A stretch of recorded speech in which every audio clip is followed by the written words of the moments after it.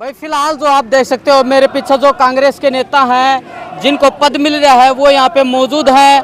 अभी जो हम अम्बेडकर चौक पे आए हैं और संविधान जो है हाथ में लेके आए हैं। आखिर क्या कुछ मांग है वो पूरी की पूरी जो है आप बात कराएंगे।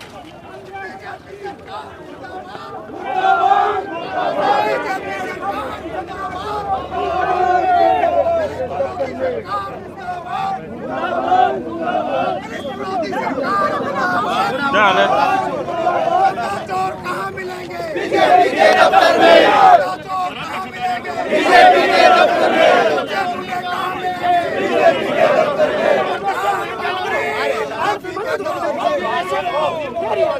में। चलो भाई कोई ना आराम आराम से यार कोई ना भाई ओए कोई ना यार। चोर कहाँ मिलेंगे? बीजेपी के दफ्तर में। चंदा चोर कहाँ मिलेंगे? बीजेपी के दफ्तर में। चंदा चोर कहाँ मिलेंगे? बीजेपी के दफ्तर में। कांग्रेस पार्टी जिंदाबाद। कांग्रेस पार्टी जिंदाबाद। राहुल गांधी जिंदाबाद। मल्लिकार्जुन खड़गे जी जिंदाबाद। मल्लिकार्जुन खड़गे जी जिंदाबाद। आदर प्रधान जी कोई ना कोई जिंदाबाद।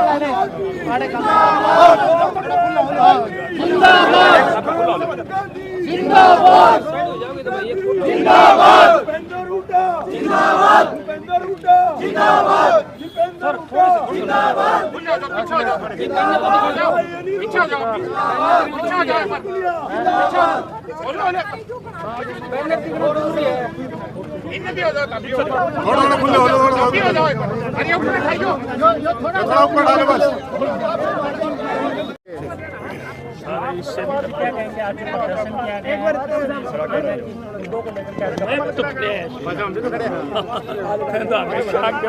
शांति करो यार भाई, एक मिनट शांत रहे एक बार। शांत रहो यार भाई, सारे साथी शांत रहे एक बार जी।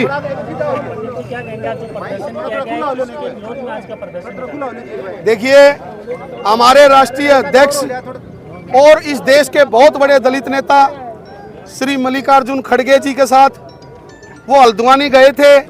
वहां उन्होंने एक रैली को संबोधित करा और उस रैली को संबोधित करके जब वो निकले उसके बाद बीजेपी के नेताओं ने, बीजेपी के कार्यकर्ताओं ने उस स्थान को गंगाजल से धोया, जो ये साबित करता है कि भारतीय जनता पार्टी की सरकार दलित विरोधी है।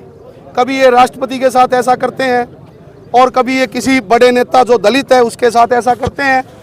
तो भाई पूरे देश में इसके विरोध में एक रोष मार्च का आयोजन किया गया और सारे कार्यकर्ता हजारों की संख्या में आज भिवानी में इकट्ठे हुए और अपना विरोध जताया कि भाई आप इस देश को कहां लेके जाना चाहते हो।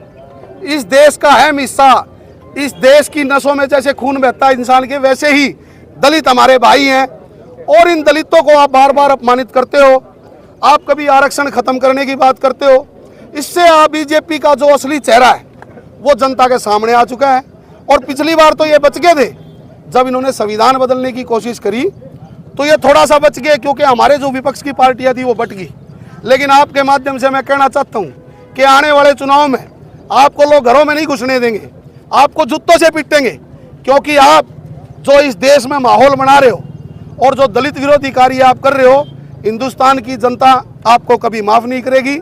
और हम मांग करते हैं प्रधानमंत्री नरेंद्र मोदी जी और बीजेपी माफ़ी मांगे और ऐसे माफ़ी नहीं मांगे, खड़गे जी के पाँव में हाथ लगा के खड़गे जी के पाँव छूकर माफ़ी मांगे ताकि ये कांग्रेस के कार्यकर्ताओं का गुस्सा शांत हो। मल्लिकार्जुन खड़गे वैज्ञानिक युग में फिर से छुआछूत परंपरा की शुरुआत के रूप में देखते हैं, आप कैसे मानते हैं? देखिए, यही मैं कहना चाहता हूँ कि आज देश जब हमारा आज़ाद हुआ तो सुई भी नहीं बढ़ती थी।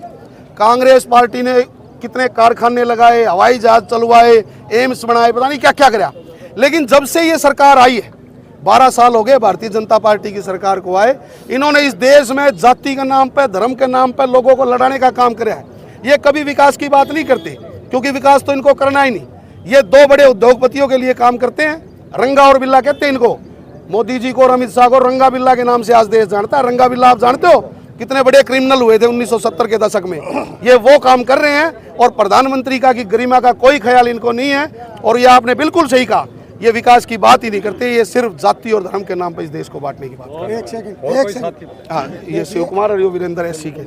एक सेकंड। आज ये जो रोष प्रदर्शन हुआ है, हमारे राष्ट्रीय अध्यक्ष श्री मल्लिकार्जुन खड़गे जी का जो अपमान हुआ है, आज इंडिया के हर कोने कोने में और हर डिस्ट्रिक्ट में ये धरना प्रदर्शन हुआ है और ये जारी रहेगा। और हमारी मांग है कि प्रधानमंत्री इसी मुद्दे को लेकर के अपनी माफ़ी मांगे, नहीं तो ये एक जन आंदोलन होगा।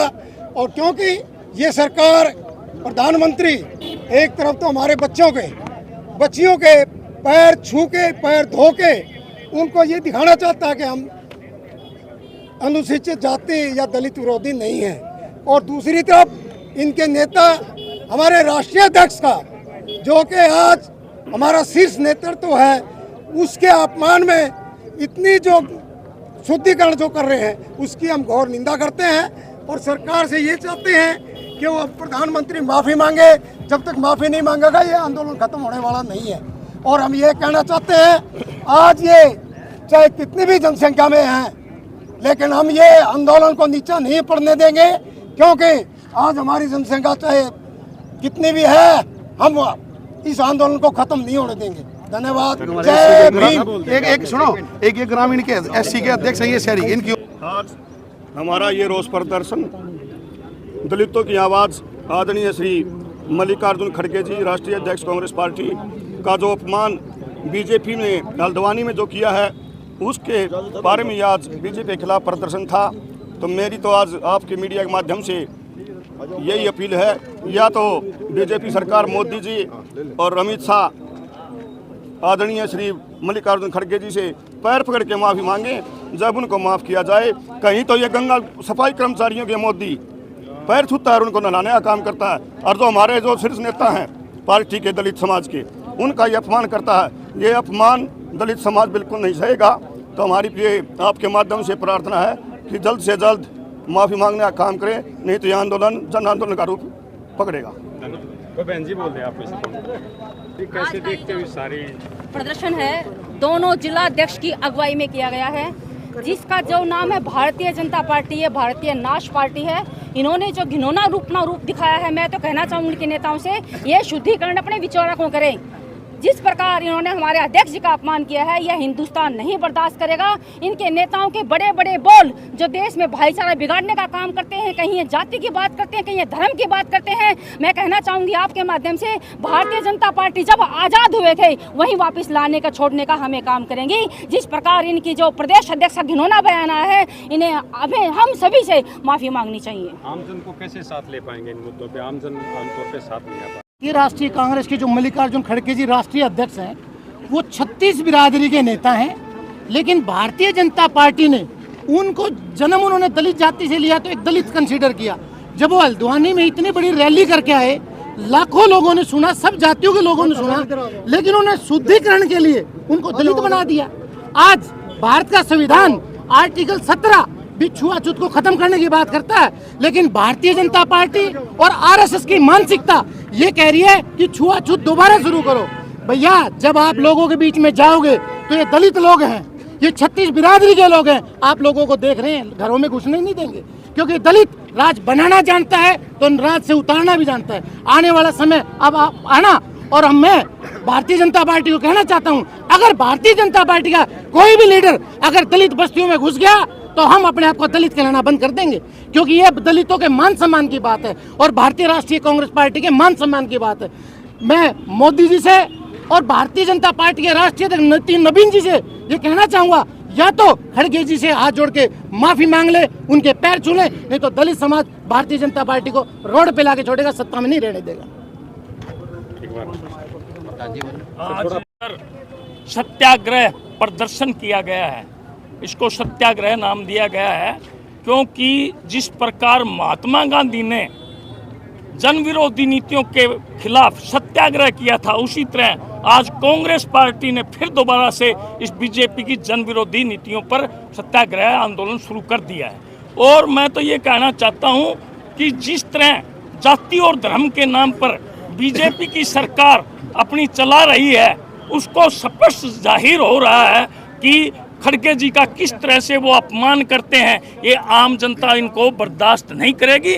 दूसरा, एक बार मैं एक बात और कहना चाहता हूँ, जिस तरह भिवानी के अंदर अर्चना गुप्ता जी ने जो एक जाति विशेष के लिए बयान दिया, इससे स्पष्ट जाहिर हो रहा है कि ये जाति और धर्म के नाम से बांट करके लोगों को इस तरह गुमराह करके सत्ता पर काबिज रहना चाहते हैं। हम इसके खिलाफ आज ये सत्याग्रह मार्च किया है।